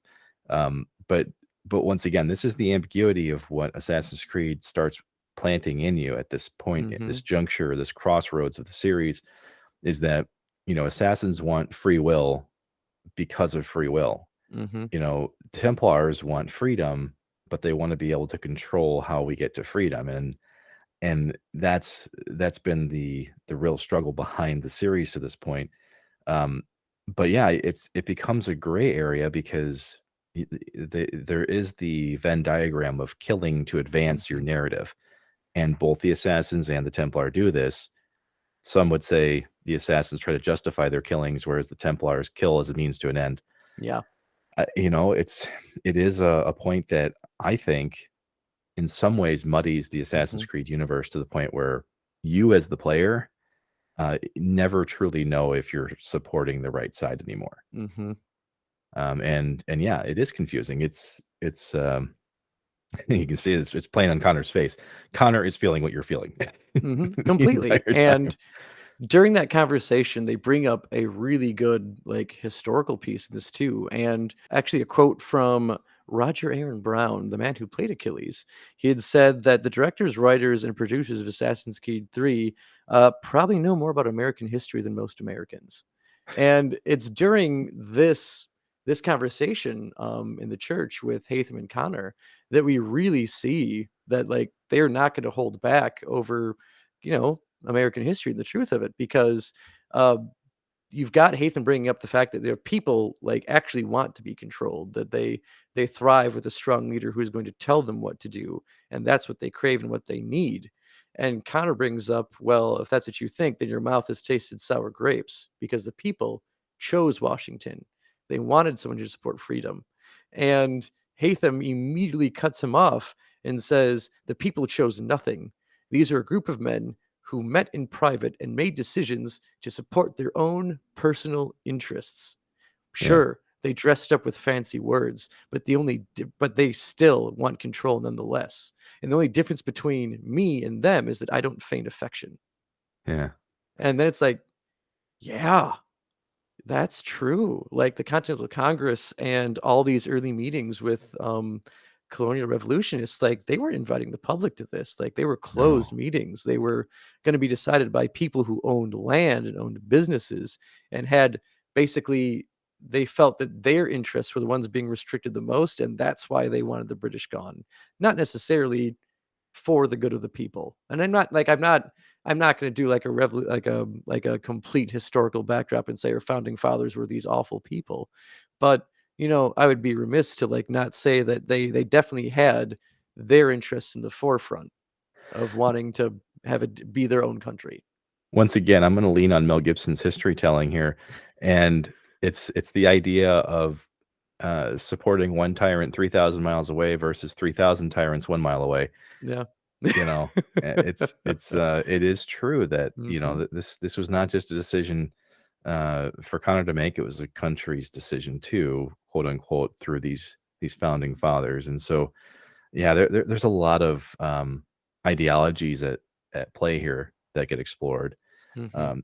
and yeah, I mean, it's fun to, once again, have Connor be that mouthpiece to interact with the past, not just functionally as an ancestor of Desmond Miles, Mhm. but actually being involved in these historical elements of the game. So yeah, I mean, his struggles with his dad, with Haytham, I mean, I honestly wish we had a little bit more time with it. Mhm. Like, yeah, you've got some meaningful interactions, but it almost makes you think if they had one more therapy session, Yeah. d- They does may have. does that end Mhm. differently? You know? It might, and we'll bring that up again, when we get to our last mission with Haytham. But getting back to that track, so Connor does struggle that. He begins to think, maybe we can bring Haytham back to the assassins. Maybe we can work together and we can figure out a way to end this war since we do ultimately want the same thing. Mhm, Achilles, not a fan of that idea. Um, so he is open with that with Connor, but at least we've gotten to the point in the game where when these two butt heads, they're more respectful about it with each other. Early in the game with cranky old man Achilles, very much that, I'm right, you're wrong, do what you're told. And now he's respecting Connor's ideas more, but it's still very much like you can't turn Haytham. He's too far gone. So you've got Connor continuing to hunt down the rest of Haytham's inner circle. And we get to a point where we're at Valley Forge and we're still kind of working with Haytham. And you find out that Washington's actually ordered basically the slaughter of the Mohawk in a given mhm, area because there have been reports of them working for the crown or aiding the crown. And when Connor finds that out, this is again basically his last straw, where he's not going to be fully like, "Oh my gosh, father, you were right." He's like, "No, you've been saying that information for a while and you've refused to tell me. You've done mhm, this for your own gain. Washington, clearly I've been helping you out and this is how you repay me. I'm going to go and help my people. And if anyone turns to follow me or stop me, I will kill them where they stand." And then Connor goes off uh, to save his people. And when Connor arrives, because basically he found out that well, like I said, his people are going to be slaughtered. He finds his best friend Kanondoko is there, and he's been convinced by Charles Lee that Connor was in on this whole thing, and is basically blinded with rage because, and also it's well known that Connor is helping Washington. So you get a struggle between Kanondoko and Connor. It ends up in Connor killing Kanondoko, his yeah, childhood friend. So we have this continued loss for Connor, where he's lost his mother, he's lost his people. He gets Achilles, who at first doesn't even seem to like him. His father hates him, and now he kills like his one true friend in the world because his one true friend has also abandoned him. And yeah, it just again it paints onto that whole idea, not only again a life scratched, but truly a lone wolf because yeah. Connor is in this on his own. I mean, almost every aspect of his past and present in some way becomes lost for him. right? I mean, Mhm. obviously it happens with his mother. It happens with, like you mentioned, his best friend, his quote unquote his father, who honestly was more of a sperm donor. But either Yep. way, Mhm. almost every aspect of this occurs, ends in tragedy, and the same thing goes for even his mentor Achilles. Mhm. We lose everybody Yeah. along the way, which kind of leaves him with nothing more than to figure out what is your place in this world, because nobody else Mhm. is really going to be there to help him figure it out anymore. No. I mean, yeah, almost every decision, almost everything up to that point, he's had at least some decisions to make, and Mhm. kind of bouncing it off of other people. But now it's like, nope. Yeah. This is quote unquote act 4. This is the Mhm. part where you have to get your shit together, and what do you do next? Absolutely, like, 'cause like you said, Achilles, I think he passes away just from I think it's just old age. I don't think he I think they may say he's sick, but I think mostly just tired, and I he think passes away. the journal entry was, "I'm getting too old for this shit." Signed, Detective Murtaugh. Uh, and Achilles leaves us once and for all, despite the fact that you may still have some homestead missions to take care of. But the revolution is still going on. We still have to stop that and stop the overall Templar plot, which does involve finding a piece of Eden because what we failed to mention this whole time is that Charles Lee does have an amulet that is leading him somewhere, which is also why he's kind of going off on his own thing. Yeah, Hathan does reveal that he's trying to basically limit his attacks to stopping and thwarting the revolution for the sake of the Templars, where Charles Lee is more focusing on the precursor sites. yeah, But you have Connor, because of his victory at the Chesapeake Bay, is also what allows for the shelling of New York City and some of the final outposts of the British to be taken down. And this is also during that shelling is where he comes into contact with Hatham for the last time. yeah, So they have their final conflict. Connor defeats Hatham, kills Hatham, and in that classic Assassin's Creed style, we do get that basically moment within a moment yeah, where we've assassinated someone and now we get this intimate conversation between the two. And Hatham's last words in there are that Connor has admirable qualities. You are strong, you're committed, and you're brave. All admirable things. And then the last thing he says is, I should have killed you long ago, right before he dies. yeah, So it's kind of like this final fuck you to Connor because he had this whole idea that maybe there's a chance to turn his father. Now there is no chance to turn his father, but he still has redeemable qualities. And the last thing his father says to him is, I should have killed you. yeah. And it's like, fuck. Things just get worse for him every turn of the story, I despite the fact that he's still succeeding throughout the whole story. but once again, this is the continuing, galvanization of Hmm. Connor. Like, these are the things that lead him to fix his position in the ground, Hmm. and stand for what he believes in. I mean, unfortunately, killing his father had to happen, Yeah. based on the decisions that he made and what he decided was right and wrong. And Hmm. I mean, Joe, if someone's willing to kill their parent for an ideal, guessing I'm guessing he had a fairly good reason for it.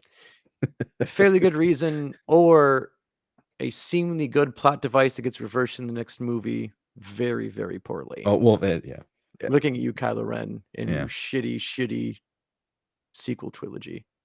God, you're horrible.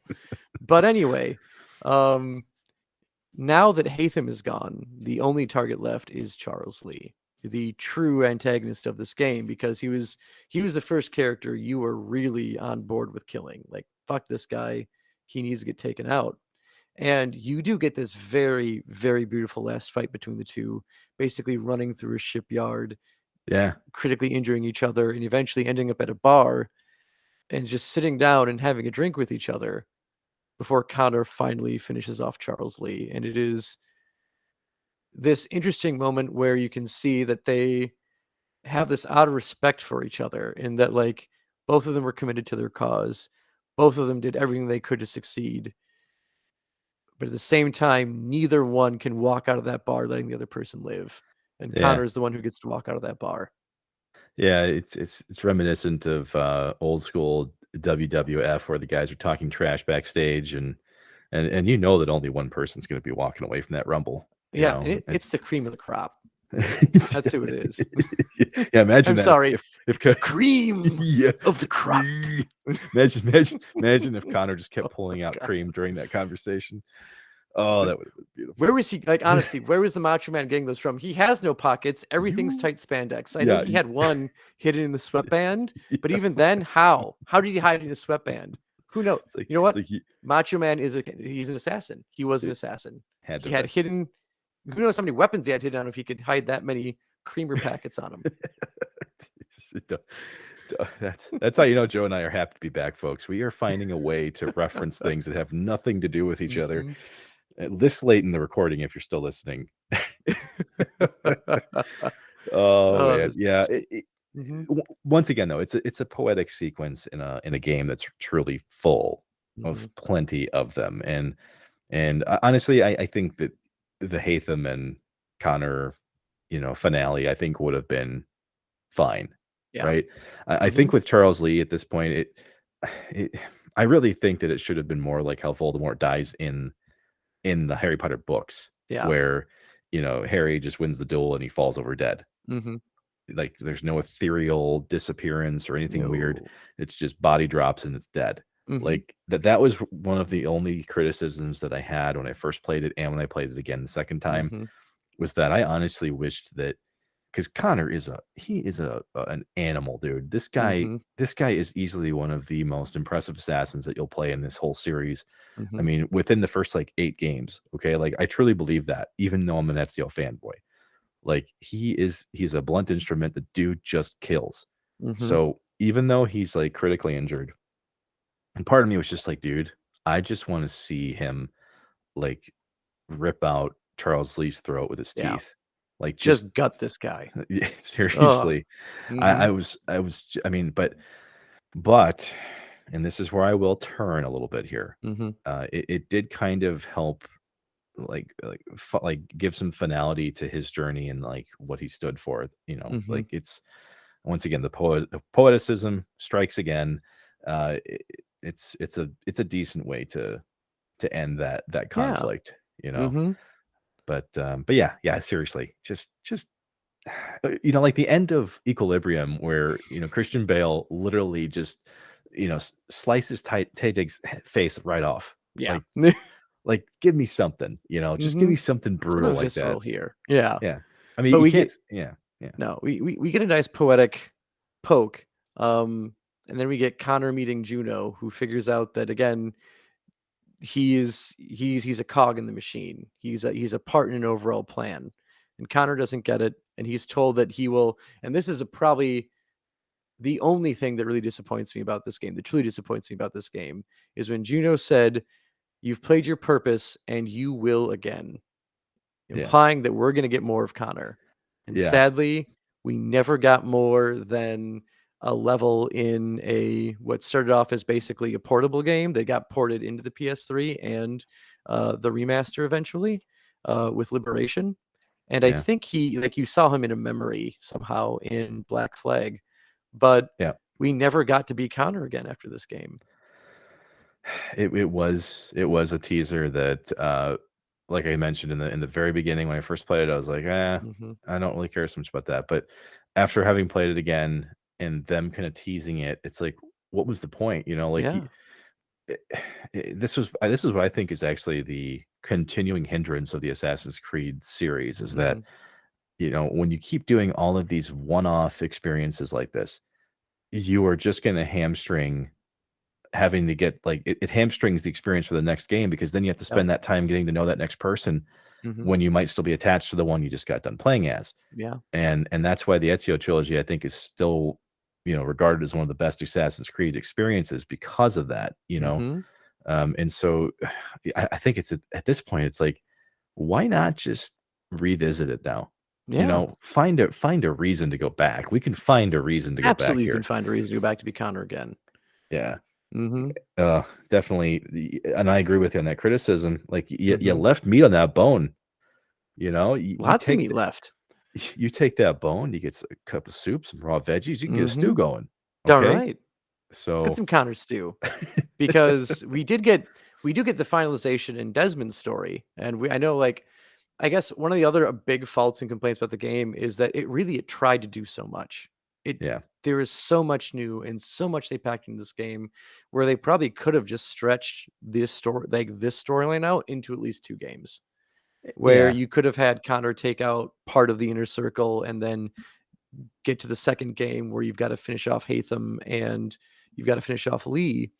And since they did so much of this game, like, I feel like we couldn't do true justice to the modern storyline in this game because you've no, got Desmond going after and interacting with Daniel Cross, who was, again, this assassin turned to the Templars. So you've got Desmond's story mirroring Connor's to a fault in these 2 different time periods.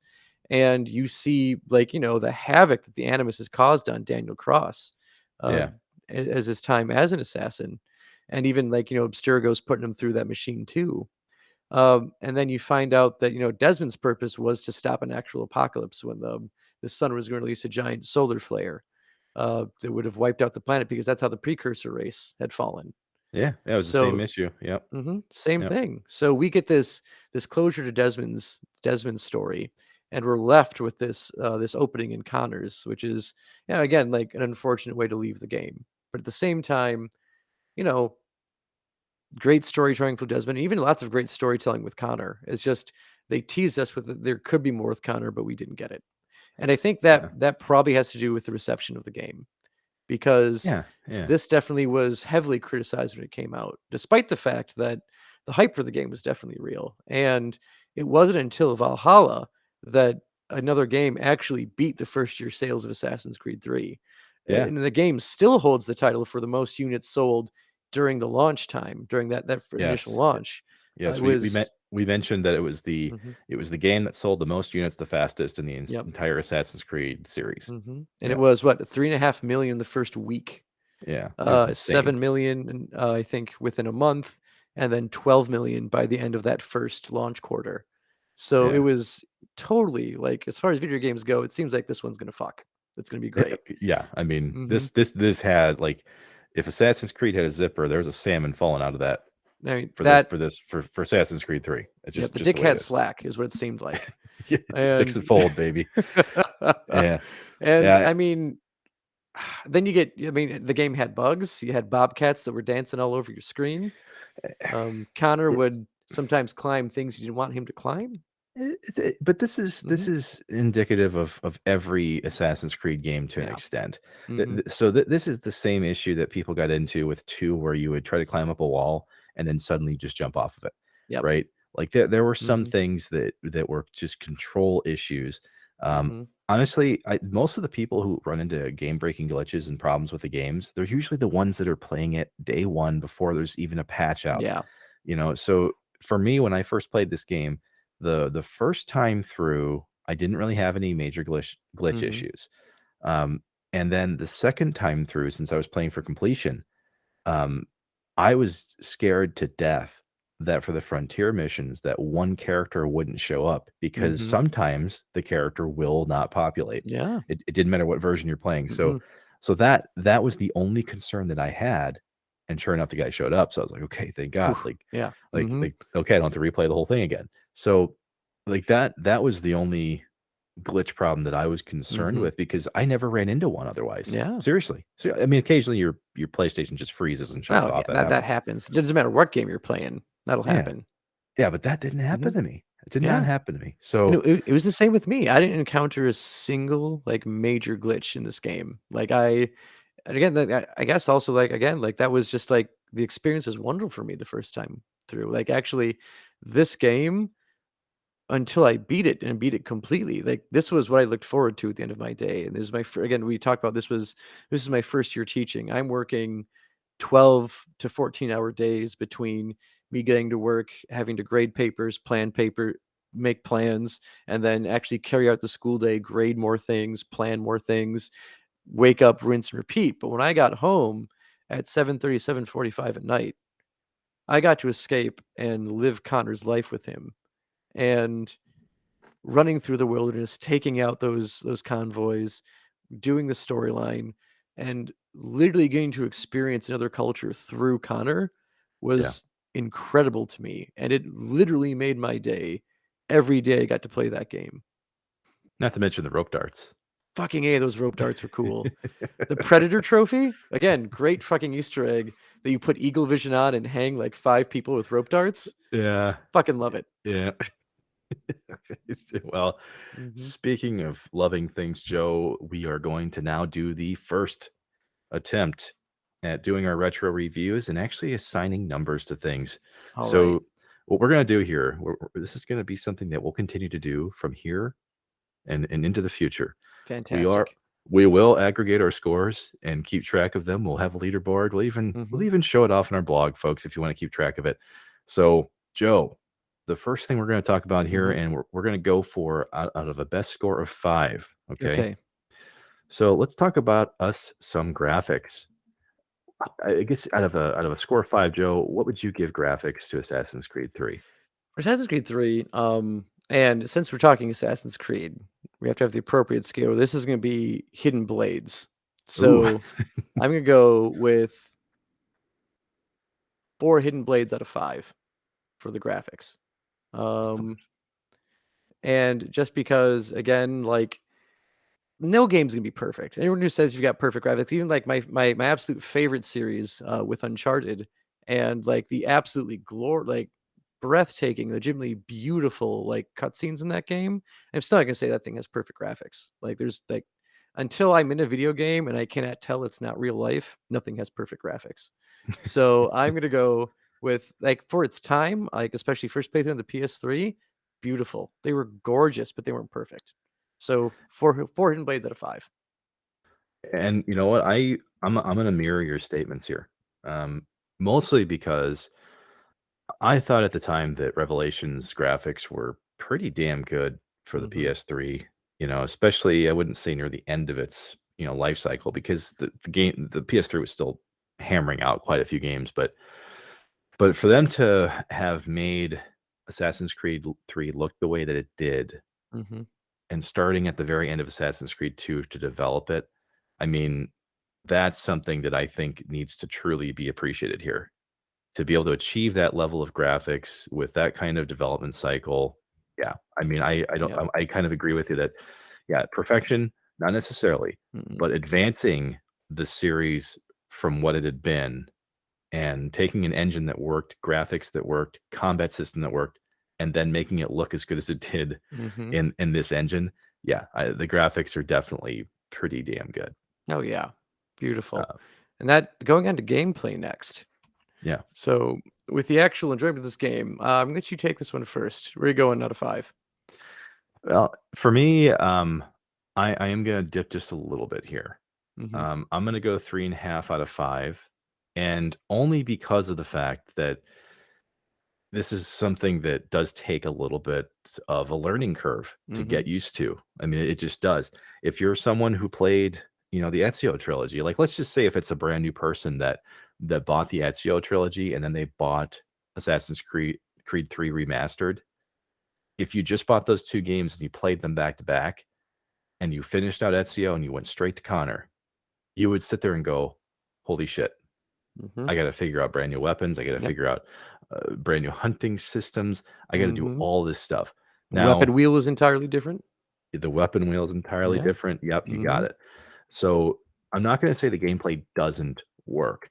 I'm just going to say here that there's so much more things that you have to get used to doing that you never had to do in other games. mhm. There is a bit of a learning curve, and which is why I'm going to dock it a 0.5 point. That's fair, that's fair. Yeah, what do you think? Mhm.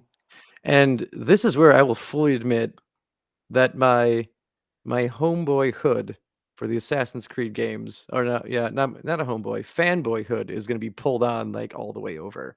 I'm going full 5 out of 5 Hidden Blades on this one. And, again, it's just because, like, it was the right time in my life to have this. I didn't have any glitch issues. I loved the story. I absolutely loved Connor for who he was and who he became throughout the story. And it was the best part of my day every day. So to me, with how fun this was and what it meant to me at the time, Mhm. I can't give it anything less than a perfect score for me. And I understand again, full fanboy moment. I'm probably the only person who's going to give the the gameplay 5 out of 5 on this one, but I just can't beat it. I can't top it. Very, very few gaming experiences can compete with me being exhausted from my day and wanting to do nothing, but turning on that game and then wanting to be up and forcing myself to go to bed and stop playing it. I mean, I can only think, of maybe one game where I dedicated that much time and played it that much, and it was Borderlands 2. Yeah. So, I mean, I can understand that vibe. Um, Now, as far as going back to the game and Mhm. playing it over again, I mean, replay value used to be something that games were much more adept at doing because, Mhm. well, you would die hundreds upon thousands of times before you most likely beat those games. Yeah. So, for a game like Assassin's Creed 3, what do you think the replay value would be for that? This is the one where I think it takes a hit. So this is where I'm going down to a 3.5 with replay value. And when I think replay value, this is like you've completed the main storyline, the game's done for you. Do you want to pick it up and play it again?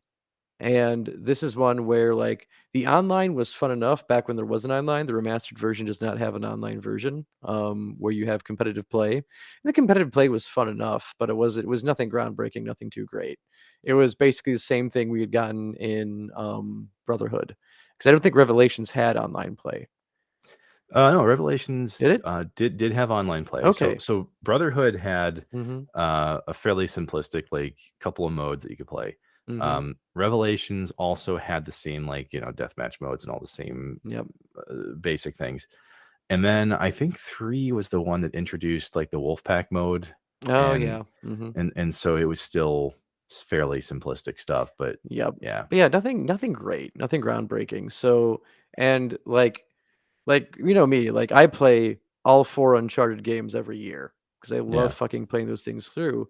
Assassin's Creed, I have played through so far twice, Oh, fully. wow. So, I have done the original playthrough, well, I guess 2.5 times, because I did the original playthrough, I did the remaster on the PS4, I played your homestead missions that you didn't wanna play, um, and I currently own the remaster also on the Switch because it was under 20 bucks, and I'm not gonna pass that up.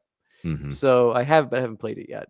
And I will play it, but I also have to finish Brilliant Diamond. I have Pokemon Arceus, and Yeah. I have a few other games waiting in the wings where I will get to Assassin's Creed 3 again on the Switch or on the Switch, but I'm not going to be rushing to play it anytime soon.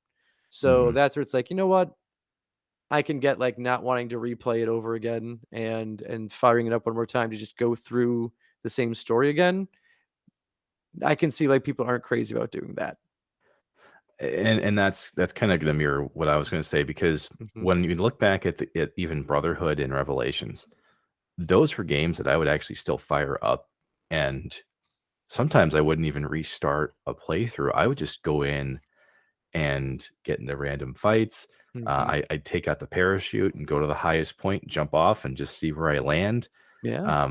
Those were things that I used to come back to consistently Mhm. in the earlier games in the series. With Assassin's Creed 3, yeah, I mean, I suppose if you just wanted to hoard a bunch of money and, you know, Mhm. get pelts and all that stuff. But I mean, there were elements of like Brotherhood and Revelations that could drive a new playthrough, like just getting the most bitch ass armor set, Mhm. like or kick ass, not bitch ass, kick ass.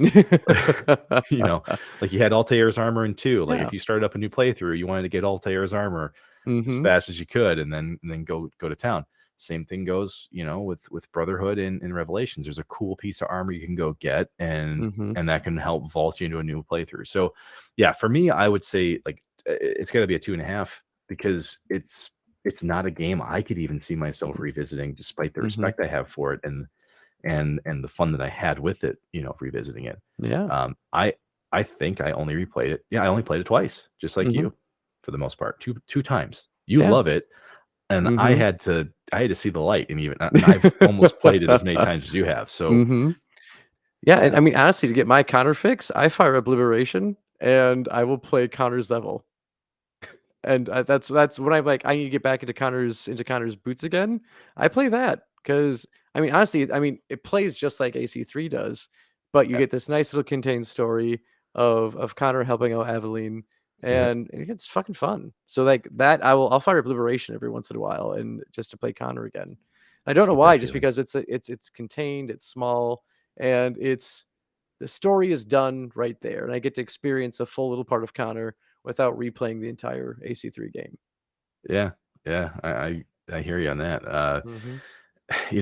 Rounding out our review time here, this is actually something that I borrowed from GamePro back in the day. When GamePro used to do their reviews, they would actually put music in their reviews for the game, As they should. It shouldn't have stopped. as they should. Yeah, I Mhm. mean, GamePro's now defunct, of course, but Yeah. uh, But still, the they could talk about music. They're not around yeah, anymore, but hey, hop on YouTube, say something about music in a video game. Do it. say a few words, damn it. Yeah, the music of Assassin's Creed up to this point had been largely led by Jesper Kyd. Jesper brought us some of the most iconic music from this series with Ezio's family, with Earth. Earth was like the one of the main themes from Assassin's Creed 2. Just instantly recognizable music that would continue to appear throughout the series, even after Jesper Kyd stepped down. So, what I thought was interesting about Assassin's Creed 3 was that even though we had a major shift in tone and a major shift in the type of game we were playing, um, the music still is iconic. I mean, Mhm. for this entire game, and it's not just because the music is era specific and era accurate for certain things that you're interacting with, Mhm. but the theme of the game is still adrenaline inducing, and like it fits really well God, with it the does so action. well. It so does. Oh my god. Yeah. Yeah. Mhm. So for me, I'm gonna give this a 4.5 out of 5. It's straddling the line of perfection for Mhm. sure for me. Alright, and here's where I'm also gonna do the same. I'm gonna go 4.5 Hidden Blades out of 5. And I'm probably butchering his name, but it's Lauren, I think Lauren Belf? Yeah, Belfay, that he's sounds right. Scottish. Yeah. I don't think it's Belfay, but Lauren Belf, the composer for this, especially oh, god, that main theme, oh, fucking Yeah. slays. It just does. Like, it is, like, unassuming and then suddenly adrenaline pumping, where you're Yeah. like, "Oh, this is soft, this is smooth, this is well composed," and then it just gets your heart racing, and it's brilliant for the game. And I Yeah. remember one year, well after Assassin's Creed 3 had come and gone in our lives, and I was watching, of all things, Top Gear with the original British trio on it. And there's an episode where they had basically turned this ghost town into a racetrack. And you get, I believe it's Clarkson going on the track in some sort of supercar, and the music fires up for him just like crushing this track. And I'm sitting there like, this is the fucking Assassin's Creed theme song. Top Gear is using this theme song in their show, of all things. Again, a British show, which was for a while we were thinking, oh, like the game's anti-British. This British show about cars and nothing about video games is using the song, and it fucking works here too. Like you can put this song into anything, and it just gets you amped and excited. And for that reason, like it's good. It's brilliant. Can't say perfect because, maybe I'm not a music person. I can't read it. I can't make it. I can't do anything with it other than just appreciate it. So Yeah. maybe there's some sort of error in his composition that someone could say is lackluster or amateurish. But for me, it's darn near perfect. Yeah. Yeah. I think the other, like the half a point that I would even ding it for here is the fact that, in Assassin's Creed 2, Brotherhood and Revelations, like you're getting a mix of modern music that weaves in and out with the music of the period. Hmm. And if I hadn't heard that and just went straight to Assassin's Creed 3, I'd probably say Assassin's Creed 3 is perfection because of it. But I still do think they had influences that they could draw from in the earlier titles. Hmm. Um, but what that brings us to our first retro review of this season. We are looking at a 31.5 out of 40 possible hidden blades that we gave this title, Joe, which gives us a respectable 78.75%, or we'll round up to 79%. So, Yeah, and I think it solid. deserves more. I really do. Again, I don't know, get fanboy, love the game. Uh, I would give it more than a C personally, but hey, this is why it's a team effort. We gotta have a balanced view. We can't just have me fanboying the whole time and be like A plus plus bitches. Um, what You do you know, mean? This is like Dan Marino never winning a Super Bowl to me. you Like know, what the shit? I took a half point off of gameplay because it might have been spite, you know, a- and and now I'm even thinking, should I grant this, a quarter of a point, just to get us into B territory? Because actually, a quarter of a point wouldn't even do it. A Wouldn't do quarter it, of a point no. wouldn't do it. So let's just leave it at a 79%. Mhm. Joe, I don't think we're the only people that are thinking this, No. because, like you Mm-mm. mentioned, this is a game that did excel. It's a game that did a lot of good things, and they Mhm. did it right. But it did also have some narrative choices that people didn't necessarily agree upon. Mhm. So, yeah, I think maybe we'll soften as we age, but I think for now this is a good good place to end it.